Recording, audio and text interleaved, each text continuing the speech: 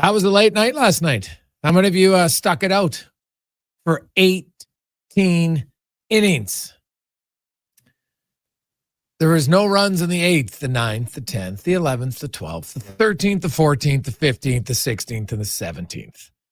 And I'm sure it's a tough loss for the Jays. It is only one game. It felt like more. It is only one. And they don't have any time to feel sorry for themselves. They're in the World Series. Like, you know what? You could say, baseball's not that hard. Well, baseball is pretty hard when you got to play 18 innings and now you got to go back and play 9 again. I'll be curious to see, does Will Smith, is he catching today for the Dodgers? Because if he isn't catching, now maybe he can play a different position, but you got their DH on the mound in Shohei Ohtani. So that's an interesting question. What about the Jays?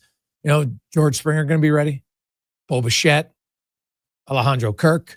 Because I can tell you the Jays lineup, and you saw it, you watched it in the last 5, 6, they didn't have a lot of threats at the plate. Vladdy wasn't getting any real good contact on the ball at all night. I think he had one swing that really had any great contact. Varsho, yeah, he can hit a home run for you every now and then, but man, Barger was, of all the decisions you make, and you got an 18-inning game, there's lots of decisions. And clearly, all the pitching decisions were right. You can't question it. Like, even Brendan Little, he came in the 17th, and he doesn't normally pitch 2 innings. So, like, at that point, what do you do? But if they're the only decision, it doesn't mean they would have won. The Barger one, and I said at the time, I'm like, why are you taking Barger out of the game?